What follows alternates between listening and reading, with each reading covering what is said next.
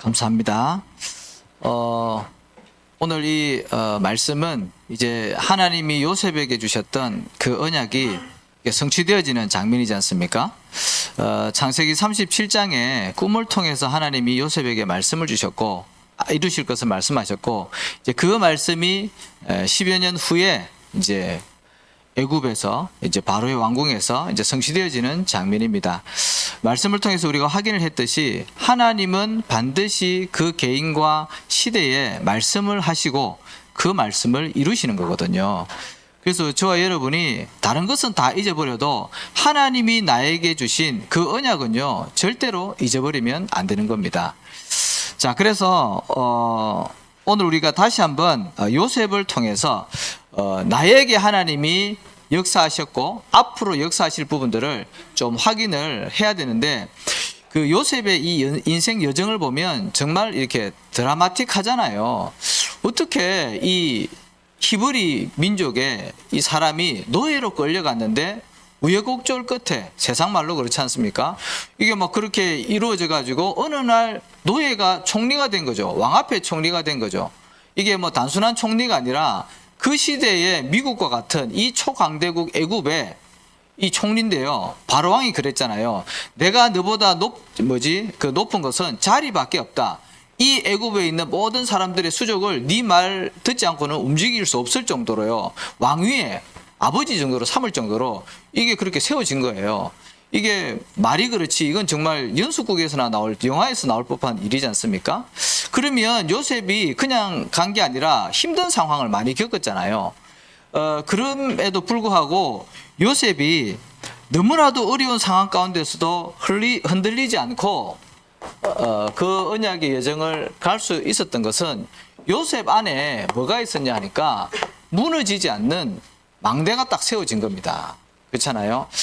우리 안에 이 하나님의 망대, 이 언약이 확실한 언약이 없으면 우리는 문제 만나거나 어려움 당하면요 넘어지기 쉽거든요. 그런데 이게 말씀이 망대가 이렇게 탁 돼 있으니까 노예가 사실은 쉬운 현장이 아니지 않습니까? 자유가 있습니까?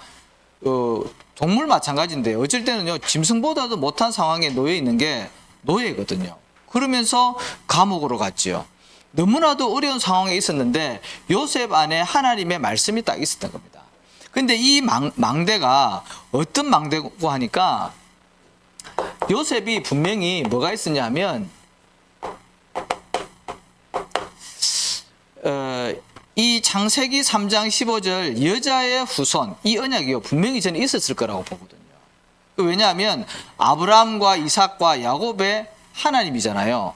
그 야곱이 아버지인데 그 아버지가 자기에게 전달되어진 이 언약을 전달하지 않았겠습니까? 요셉에게는요 특별하게 아름다운 채색 옷을 입혔다니까요.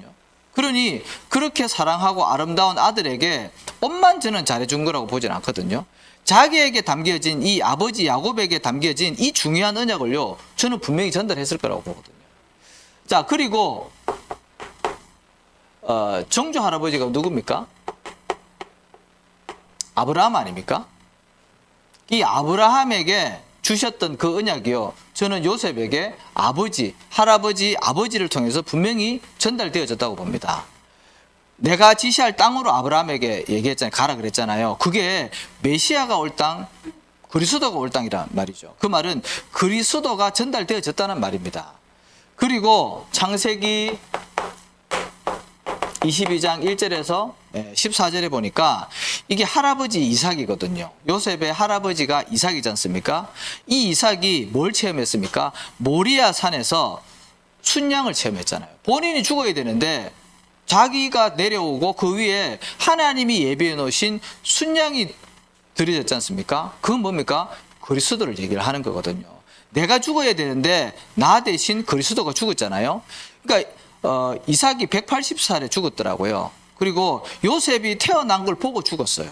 그러면 이 할아버지가 분명히 이 요셉에게 그 아들들에게 모두에게 다 전달했겠지만 특히 요셉에게 그 언약이 전달되었을 거라고. 그리고 아버지 누굽니까? 이 야곱에게 어떤 일이 일어났습니까? 창세기 28장 1절에서 15절에 보니까 이 장자의 축복과 함께 베델에서 나타나신 그 하나님, 언약을 다시 한번 확인시켜 주신 그 언약이요, 요셉에게 분명히 전달되어졌을 겁니다. 그래서 어떻게 해요? 우리가 잘 알다시피 창세기 37장 1절에서 11절의 말씀처럼 이 그리스도의 언약이 꿈으로 얼마나 각인되어졌든지 꿈으로 나타날 만큼 요셉에게 언약으로 탁 다가온 거예요. 그러니까 이런 모든 언약이요, 요셉에게 뭘로요? 무너지지 않는 망대로 탁 자리 잡힌 겁니다. 그렇잖아요. 이 중심이 좋은 사람은, 이 하나님의 언약과 사명이 있는 사람은요, 문제 만나도 어려움 만나도 흔들리지 않는다니까요. 그렇잖아요. 근데 이런 망대가 없고 언약이 없으면 작은 일에도 넘어진다니까요. 맞잖아요. 우리가 신앙생활을 하다 보면 교회 안에 여러 가지 일들이 있을 수 있습니다. 그런데 이 망대가 안 세워져 있으면 사람들이요, 작은 일에, 심지어는 아주 작은 불신앙의 말이에요, 넘어져 가지고요, 교회 안 나온다니까요. 그 말은 그 사람이 나빠서가 아니라 그 안에 이게 없는 거예요. 망대가 없으면 그렇다니까요. 그래서 요셉에게 이 망대가 이제 있었고요. 요셉에게 주신, 그러면 이 언약의 여정이 있지 않습니까? 여정의 성취가 뭡니까? 창세기 45장, 오늘 읽었던 본문이죠. 1절에서 5절의 말씀처럼 결국에는 그래서 생명을 구원하시기 위해서, 그렇죠? 가정과 가문의 이 복음화와 많은 그 재앙을 막는 생명을 구원하시기 위해서 하나님이 요셉을 이끌어 가신 거죠. 근데 사실은 이것도 아니고요. 더 큰 하나님의 여정이 뭐냐니까 창세기 50장 24절에서 25절에 보니까 요셉이 형들에게, 아버지 야곱이 죽고 나서 형들에게 얘기하거든요. 이제 아버지가 죽었으니까 분명히 요셉이 자기를 판 형들에게 원수를 갚을 것이다. 형들이 미리 예감하고 그 얘기를 하지 않습니까? 그래서 이제 살려달라는 식으로 얘기를 할 때 요셉이 내가 하나님을 대신하겠습니까? 그렇지 않다고 얘기하면서 나는 이 애굽 땅에서 분명히 죽을 것이지만 내가 죽고 나면 나의 해골을 어디로요? 가나안 땅으로 가져가서 그 묻으라 그러지 않습니까? 그 말은 뭐죠? 그냥 고향으로 가겠다는 말이 아닙니다. 가나안 땅은 앞서 얘기했듯이 뭡니까? 그리스도가 올 땅이라니까요. 그러니까 이 요셉에게는요, 이 그리스도의 언약이 확실한 거예요. 그래서 요셉의 언약의 여정의 끝을 요셉은 알고 있었던 거예요. 그러니까는 문제를 만나도 흔들리지 않았고요. 그러니 모든 것은 뭐예요? 하나님이 이루시는 이중표가 되어지는 겁니다. 우리가 왜 길을 갈 때에도 요즘 뭐 내비게이션이 잘 나와 있지만 표지판을 보고 가지 않습니까? 가다가 내가 목적지가 있으면 그 목적지를 가는데 이 표지판을 보고 가듯이 우리가 이런 언약의 여정을 걸어갈 때에 많은 일들이 있을 거 아닙니까? 또 우리에게는요, 문제도 분명히 생길 것입니다. 그리고 하나님은 우리의 삶을 통해서 응답과 축복도 하시죠. 근데 이게 그냥 일어나는 것이 아니라 시작과 끝을 알고 있기 때문에 일어나는 모든 일과 문제와 축복은요, 전부 다 이정표가 되어지는 거예요. 어떤 이정표요? 하나님의 말씀을 이루는 언약의 여정의 이정표가 되어지는 겁니다. 그러니 흔들릴 필요도 없고 응답되어졌다고 흥분하거나 교만할 필요도 없어요. 왜? 다 이정표라니까요. 속지만 않으시면 됩니다. 그렇죠? 속지만 않으면 됩니다. 문제 만났을 때 불신앙할 필요도 없고요. 또 응답받았다고 흥분할 필요도 없다니까요. 전부 다 하나님이 말씀을 이루어 가시는 여정이라는 거, 그것만 잘 기억하시면 됩니다. 그래서 요셉이 될 수 있었던 겁니다. 안 그러면 요셉이 노예됐을 때 반드시 좌절했을 겁니다. 총리되었을 때 형들에게 원수 갚았을 거예요. 근데 그게 아니라요, 뭡니까? 생명을 구원하시려고 하나님이 나를 앞서 보냈다 그랬습니다. 그래서 이번 주 말씀처럼 생명을 구원하시는 하나님이라고 그랬거든요. 하나님은 좋으신 하나님이에요. 그러니까 우리의 생명을 구원하셨듯이 우리의 삶을 통해서 하나님은 우리의 가정과 가문과 내가 일하는 업의 현장에 생명 살리기를 원하신다는 거죠. 꼭 기억하시기 바랍니다. 그러면 우리는 뭘 누려야 되냐면 우리의 참 생명 되신, 그죠? 이 예수 그리스도를 누려야 되는 거죠. 우리 사람은 육신을 가지고 있지만 영적인 존재잖아요. 그래서 우리에게는 두 가지 생명이 있다니까요. 사람이 심장이 멈추면 죽었다 그러죠. 그러면 육체와 영혼이 분리되지 않습니까? 그렇죠? 그래서 우리 인간은 육체의 생명이 있고 영적인 생명이 있죠.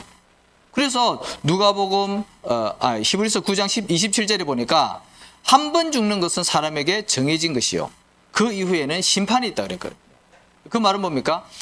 죽고 난 이후에 끝이 아니라 누가복음 16장 19절 31절에 보니까 천국과 지옥이 있다고 예수님이 말씀하셨다니까요. 그래서 우리에게는 두 가지 영적인 세계가 있습니다. 하나는 뭡니까? 하나님의 나라. 그렇죠? 그리고 한 가지 또 뭐죠? 지옥. 이 두 가지가 있거든요. 자, 그래서 이 생명이 있어야지 우리가 어디를 갑니까? 천국 가는 거예요. 맞잖아요.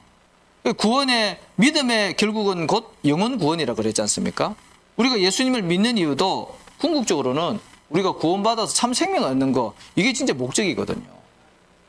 자, 그래서 생명 대신 예수 그리스도, 우리가 이거를 잘 확인을 하고 누려야 되겠는데, 이 그리스도의, 예수 그리스도의 조건을 잘 알아야지 왜 예수님이 생명이 되는지 그거를 알 거 아닙니까? 그렇잖아요.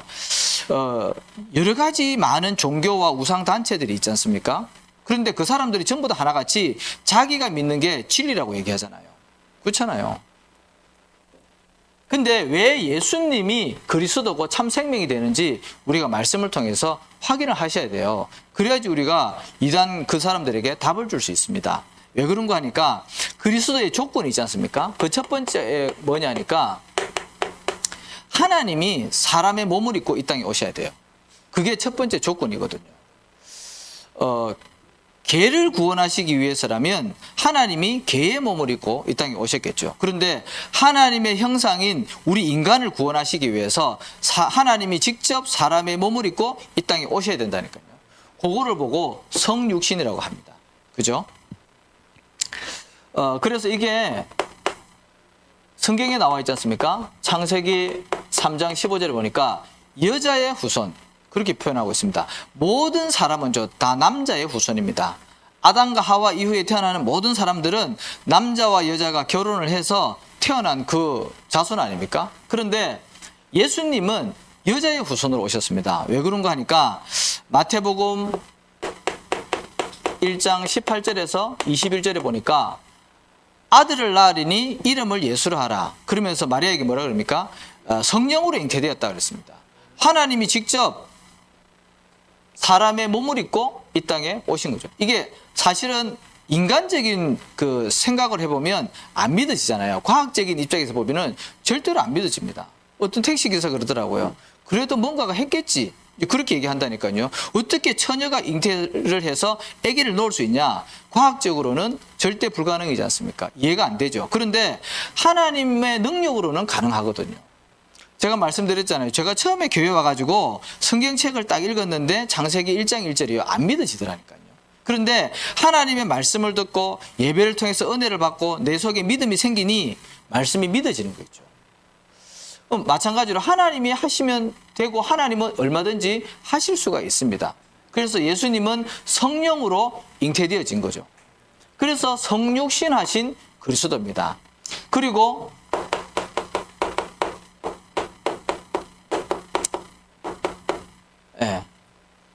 예수님이 왜 그리스도냐 하니까 우리의 죄를 대신 해결하셔야 되는 거죠.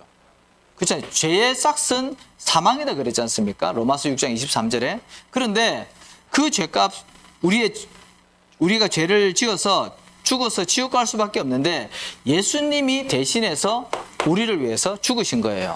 마가복음 10장 45절에 보니까 인자가 온 것은 섬김을 받으려 함이 아니요 오히려 섬기려 하고 자기 목숨을 많은 사람들에게 대속물로 주기 위함이다 그랬습니다. 그죠?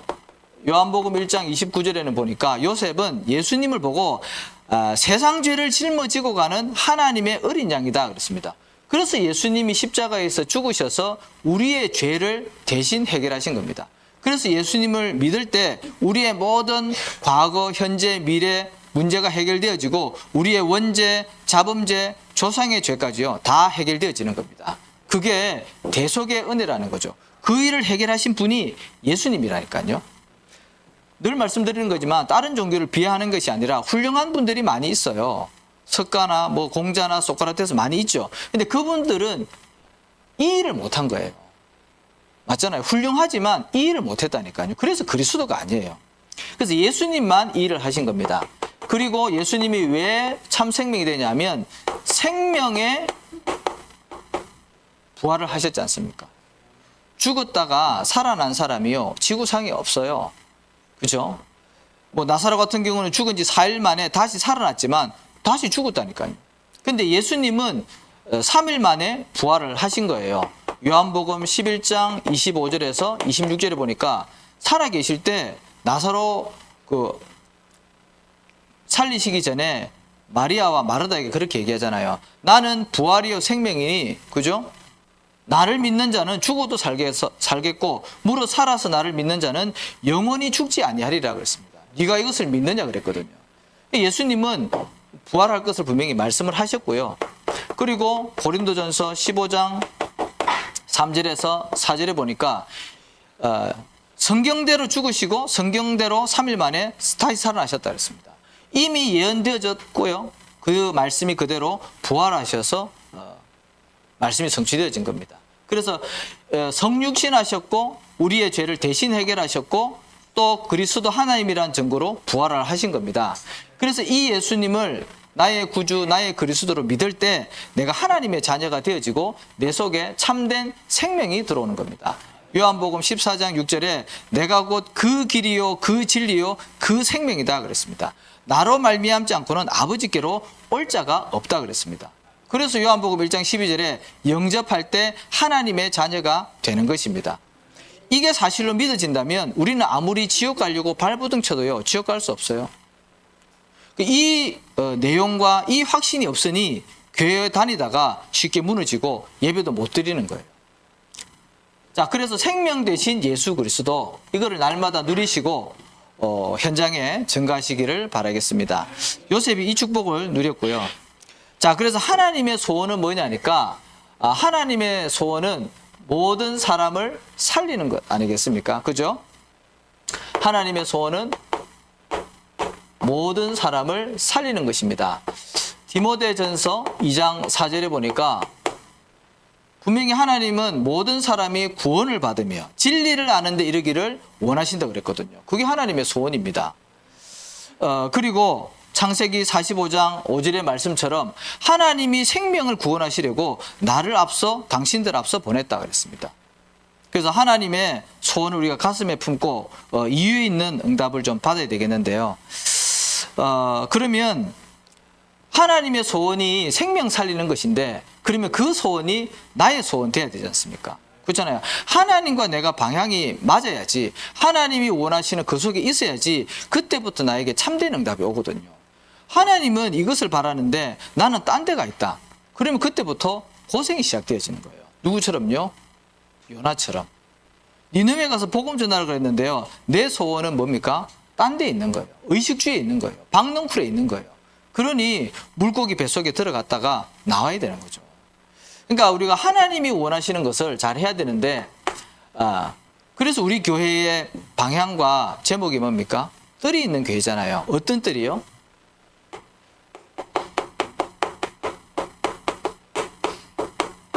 다민족을 살리자는 말 아닙니까? 한마디로 다민족의 뜰, 다민족이 와서 복음을 듣고 자기 나라 살릴 수 있는 사명자로 만드는 거기에 방향을 맞추자는 거죠. 지금 당장은 없다 할지라도 우리가 분명한 방향은 가지고 가야 되고 하나님이 원하시는 그 기도 제목을 붙잡아야 되거든요. 그럼 하나님이 하실 거 아니겠습니까?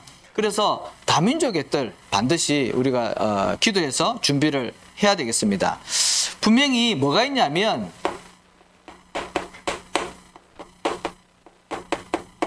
그 예비된 제자가 있거든요. 그렇잖아요. 여기 계신 모든 분들이 하나님의 은혜 가운데 사실은 이 축복을 받은 거거든요. 마찬가지로 우리가 볼 때는 저 외국인이 예수님 믿겠나? 모슬렘인데 저 사람이 예수 믿겠나? 그럴 수 있잖아요. 그런데 분명히 있더라고요. 보니까 예전에 사람교회 있을 때 보니까 몽골 사람인데 이 사람이 한 번도 복음을 못 들었어요. 그런데 어떻게 와가지고 이 사람이 몽골에서 의사를 했는데 이 복음을 듣더니 이제 사명이 딱 생긴 거죠. 그 이제 신학교 가서 지금 사역자로 준비가 되고 있는 이제 그런 시간표인데요. 보니까 제가 이렇게 만나서 얘기해보고 같이 사역을 해보면요, 이 사람이 확실해요. 몽골 사람들을 계속 데리고 가요.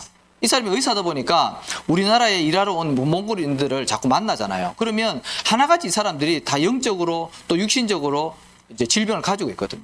그러면 그분이 뭐라고 얘기하냐면, 저 사람 복음이 필요하다. 그런 얘기 한다니까요. 그러니 예비되어 있는 제자가 있더라고요. 사도행전 8장 26절에서 40절에 보니까 누굽니까? 에디오피아 넷이잖아요. 어떻게 예루살렘에 왔는데 그 이사야 선지자 큰 두루마리 성경을 사가지고요, 그거를 읽는다니까요.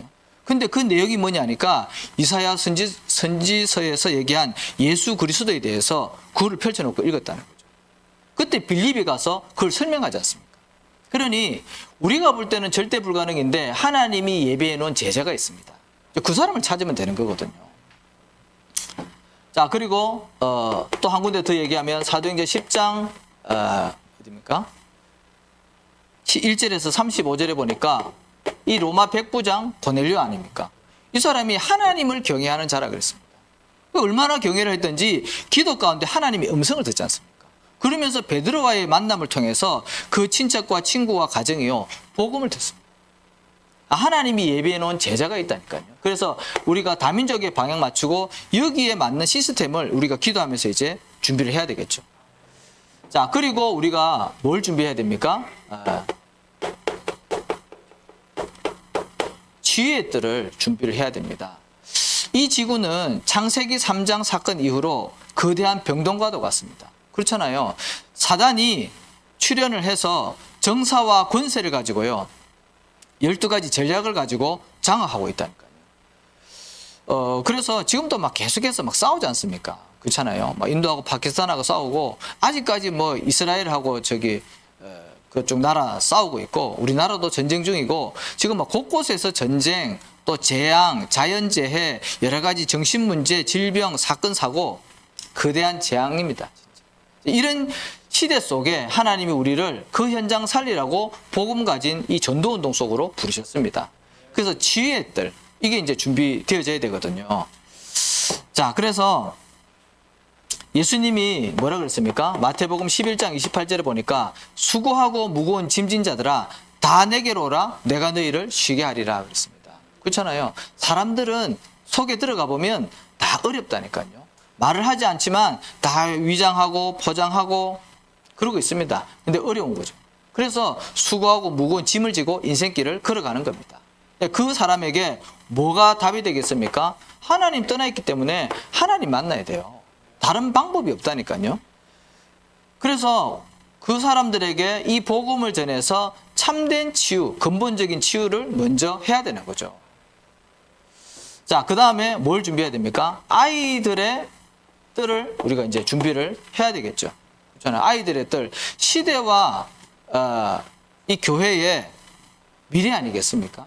그렇잖아요. 그 우리 후대들에게 언약을 전달하지 못하면 우리 아이들은 어쩔 수 없이 이제 다음 주에 출애굽기 볼 텐데요. 이 결국에는 노예포로 속국되는 거 있죠. 그래서 우리 아이들의 뜰이 준비되어져서 한마디로 아이들이 뭐요? 말씀이 각인되어질 수 있도록. 다른 거 각인되면 안 됩니다. 세상 문화 각인되면요, 큰일 난다니까요. 대수술하고 주님께 돌아와야 돼요. 그러기 전에 하나님의 말씀, 이 생명의 복음이 각인되어질 수 있도록. 그래서 뭐예요? 금토일 시대를 우리가 열고 이걸 통해서 말씀을 각인시키자는 거 아닙니까? 그렇잖아요. 그래서 우리가 이 응답을 반드시 누려야 되겠습니다. 예수님 죽고 나서 70년 이후에 이제 이 이스라엘이 로마에게 완전히 속국되지 않습니까? 그때 이제 로마가 쳐들어왔을 때 마지막까지 버틴 사람들이 있거든요. 이제 이 사람들이 이제 버티다가 안 되겠거든요. 그래서 맨 마지막에 랍비 요하난 벤 자카이라는 사람이 자기 민족이 이제 로마에게 정복될 것을 알고 몰래 밤에 빠져나가서 누구를 만납니까? 앞으로 로마 황제가 될 그 장군을 찾아가가지고 단판을 짓지 않습니까? 우리가 망할 것 같은데 당신은 또 황제가 될 것 같다. 그래서 소원이 있는데 마을 저 한쪽 구석에 회당 하나만 남겨달라. 그 얘기를 한다니까요. 그러면서 그 나중에 이제 정복이 될 때 그 황제가 기억을 해서 그 마을과 회당을 살려줍니다. 이제 거기에서 이 랍비가 유대인 아이들을 키웁니다. 이 유대인의 전통과 이 말씀을 갖다가 계속 아이들에게 넣죠. 그래가지고 결국에는 그 유대인 정신이 이제 유대가 말살되지 않고 계속 이어나가서 지금의 유대인이 된 거거든요. 그 사람이 뭘 봤습니까? 시대와 미래를 본 겁니다.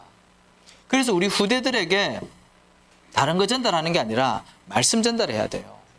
그래서 아이들의 뜰을 준비해야 됩니다. 그게 하나님의 절대 계획이고 목표인 줄로 믿습니다.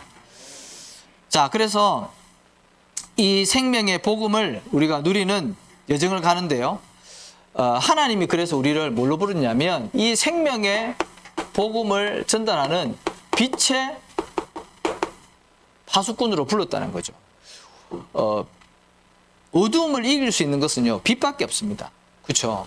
우리 속에 예수 생명이 들어올 때 그게 빛이거든요.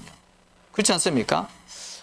마태복음에 보니까 예수님이 현장을 보니까 모든 많은 백성들이 어디에요? 흑암 가운데 앉아 있었다 그랬습니다. 거기에 큰 빛이 비쳤다 그랬거든요.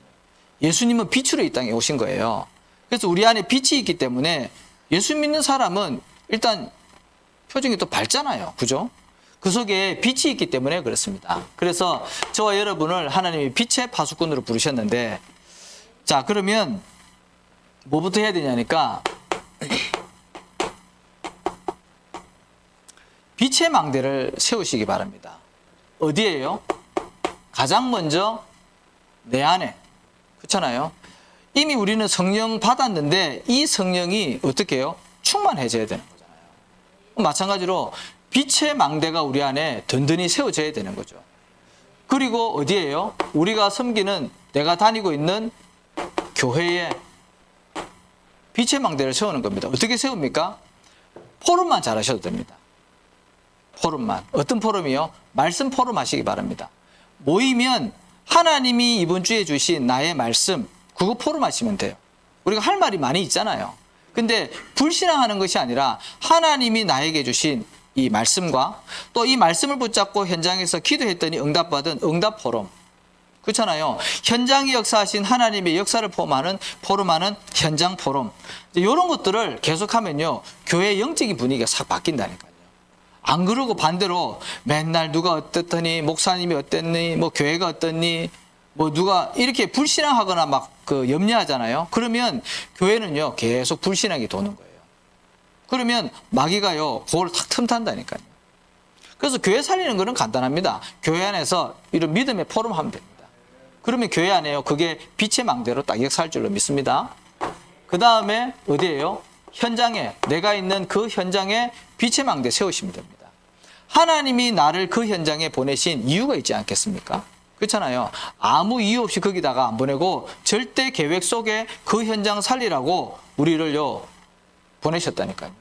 그래서 내가 있는 현장 속에 말씀 운동 하시면 돼요. 말씀 운동. 어떻게 하면 말씀 운동 할 수 있을지 기도하면 답 나온다니까요. 그래서 부담이 안 되는 그 범위 안에서 내가 할 수 있는 전도를 찾아서 하시면 돼요. 그렇잖아요. 그거 하라고 하나님 나를 그 현장에 보냈다니까요. 빛의 망대. 그거를 안 하면 반드시 그 현장에는요, 재앙이 임하게 되어 있습니다. 문제가 계속 끊임없이 발생한다니까요. 자, 그리고 저와 여러분은 빛의 어떻게 해요? 여정을 이제 가는 것이죠. 빛의 여정을 가니까 가는 모든 현장을 살리게 되어져 있습니다. 그래서 저와 여러분이 뭘 기억하셔야 되냐면, 나는 이 복음을 전하는 남은 자다. 그렇잖아요.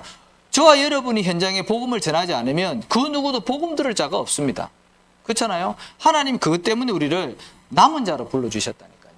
시대마다 하나님이 남은 자 두셨습니다. 그리고 저와 여러분은 어떻게 해요? 이 언약을 누리고 전달하는 순례자라는 거죠. 우리의 본향은 따로 있습니다. 천국입니다. 그래서 우리는 땅의 것을 바라보고 가는 것이 아니라 위의 것, 하늘의 것, 천국을 바라보면서 가는 순례자. 예. 요셉에게 이 비밀이 없었다면 분명히 무너졌을 겁니다. 자, 그리고 가는 모든 현장을 살리는 정복을 하시기 바랍니다. 그렇잖아요. 하나님이 사람을 창조하실 때 정복하고 다스리라 그랬잖아요. 근데 그 정복은 전쟁을 일으켜 정복하는 것이 아니라 복음으로 살리는 정복을 얘기를 하는 겁니다. 요셉이 복음의 눈으로 형들을 보니까 자기 원수가 아니라 뭡니까? 살릴 대상이라. 그렇잖아요. 그 눈이 열려야 되는 거죠. 그래서 저와 여러분은 빛의 여정을 가고 있는 겁니다. 그러면 모든 것은 빛의 이정표가 딱 되는 거죠. 시작이 뭡니까? 하나님이 우리의 시작을 갈보리 산에서 다 끝낸 것이 시작이 되지 않습니까? 이거 다른 말로 구원이지 않습니까? 우리가 구원받을 때 참된 시작이 되어지는 겁니다. 예, 그러면 어디까지요? 나의 세계복음화 로마까지 연결되어지는 겁니다. 이게 7이정표지 않습니까? 오늘 구역공과 때 그 메시지가 자세히 또 나왔더라고요. 그거를 좀 참고하시면 됩니다. 그러면 시작도 알고 끝도 알기 때문에 모든 것은 어떻게 해요? 하나님의 과정이고 이 언약을 이루어가는 응답이라는 거죠. 문제가 왔습니까? 응답입니다. 아시아로 복음을 전하러 가려고 그랬는데요. 하나님이 문을 막았다니까요. 문이 막혔는데 그게 응답입니까? 마게도냐로 가라는 사인 아니겠습니까? 마찬가지죠. 우리가 여정을 가다 보면 인생길을 가다 보면 많은 일들이 일어납니다. 그런데 그게요. 응답이에요. 그래서 빛의 파수꾼으로 부르셨기 때문에 우리가 이제 뭐만 잘하면 되냐면 항상 해야 될 게 있는데요. 그 첫 번째가 이 생명의 복음을 누리시기 바랍니다. 우리에게 와 있는 것 누리면 돼요. 그렇잖아요. 뭘 어떻게 누립니까? 우리의 모든 죄를 해결하신 참 제사장 되신 그리스도를 누리는 거예요. 생명의 성령의 법이 죄와 사망의 법에서 너희를 해방했다 그랬잖아요. 우리가 실수하고 뭐 문제 만난 거 그거 저주가 아니에요. 왜냐하면 예수님이 십자가 끝내기 때문에 그 참 제사장 되신 그리스도를 누리는 겁니다. 사단은 우리가 연약할 때 더 공격하잖아요. 우리가 죄를 짓잖아요. 그 죄를 계속해서 걸고 넘어진다니까요. 성경에 보니까 사단은 참소하는 자래요.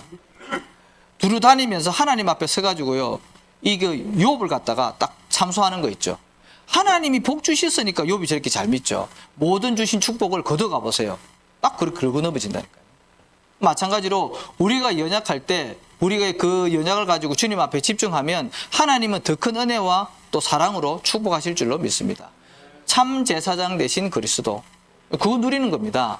그리고 사단의 권세를 깨뜨리신 만왕의 왕 되신 그 그리스도를 누리는 거죠. 우는 사자처럼 두루다니며 삼킬 자를 찾는다 그랬습니다. 너희 대적 마귀라 그랬거든요. 사단의 권세가 이미 십자가에서 예수님 부활하심으로 권세 박살났잖아요. 그 그리스도 선포하는 거예요. 그리고 하나님 만나는 참 선지자 되신 그 그리스도를 날마다 누리는 거죠. 그래서 삼집중이 필요한 것이고 사모노를 해야 되는 거죠. 그래서 복음을 누리시기 바랍니다.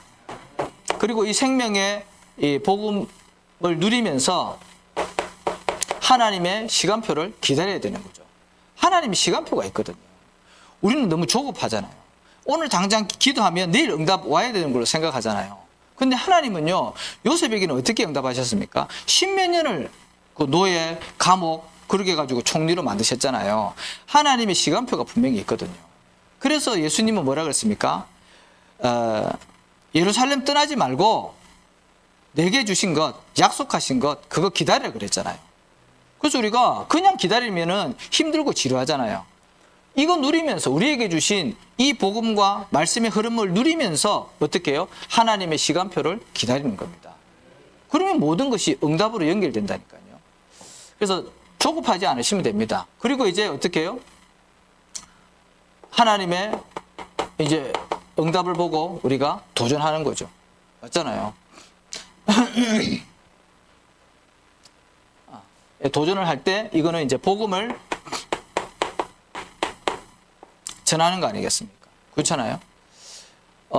이 생명의 복음을 누리고 하나님의 시간표를 기다리면서 하나님의 시간표에 이제 현장에다가 이 생명의 복음을 증거하는 거죠. 맞잖아요. 그래서 반드시 뭐가 있어야 되냐면 나의 전도 찾으셔야 됩니다. 이 복음 증거, 이 현장에 대한 이 사역의 내용이 없으면 이 교회에 나와서 예배 드리는 것과 이 하나님의 말씀이요, 내 삶과 잘 안 맞을 경우가 참 많이 있어요. 그러니까 현장이 있는 사람이 예배 드리면서 말씀을 받는 것과 그냥 사역 현장 없이 말씀을 받는 건요, 많이 차이가 납니다. 그렇잖아요? 그래서 이 생명의 복음을 어떻게 하면 나의 있는 현장에서 한 주간 동안 누리면서 증거할 것인지, 그 내 시간표에 맞춰서 전달해야 되는 거거든요. 그래서 그거를 꼭 찾으시기 바랍니다. 그 눈으로 보면요, 만나는 모든 사람들이 새롭게 보여요. 그렇지 않습니까? 그리고 나의 전도와 나의 영적인 상태와 나의 시간표가 분명히 보여집니다. 그래서 예배가 중요하고 훈련이 중요한 거죠. 자, 그래서 한 주간도 이 말씀 갖고 응답 받으시면 좋겠고요. 오늘 어버이 주일인데, 그렇죠? 우리 1세대 우리 부모님께 감사하고 또 그 감사의 고백을 확인하는 시간이 됐으면 좋겠습니다. 오늘 우리 뭐 세 분만 이렇게 꽃을 달아드렸는데 뭐 생각 같아서는 다 꽂아 이렇게 드리고 싶지만, 우리 한 주간 동안 또 어버이 주일이기 때문에 우리 부모님께 이렇게 감사하고, 특히 이렇게 믿지 않는 우리 가족들이 있다면 우리 기본만 좀 잘 갖춰도 됩니다. 그게 이제 전도자의 삶이거든요. 그렇죠? 그래서 부모님하고 소통 잘하고, 또 특별히 오늘 이제 이번 주에 어버이 주일이기 때문에 우리 랩런트 같은 경우는 편지를 이렇게 써서, 그죠? 뒤에 이렇게 신사임당 이렇게 몇 장 넣어서 이렇게 드리면은 우리 부모님도 마음 활짝 열리고, 그죠? 그때 이제 복음 딱 이렇게 집어넣고 너무 좋을 것 같고, 그래서 한 주간 또 가정과 가문 복음화에 응답받는 복된 날 되시기를 예수 이름으로 축복합니다. 아버지 하나님 감사합니다. 오늘 어버이 주일에 또 귀한 말씀 주셔서 하나님 우리 가정과 가문을 두고 기도하게 하시고, 특별히 또 요셉의 언약의 여정을 통해서 우리가 붙잡고 가야 될 언약을 주심을 감사를 드립니다. 모든 것을 살리기를 원하시는 하나님께서 오늘도 우리의 걸음걸음을 통해서, 여정을 통해서 이 생명의 복음이 전달되어지게 하시고 현장 살리는 참된 걸음을 걷게 하여 주옵소서. 예수 그리스도 이름으로 기도합니다.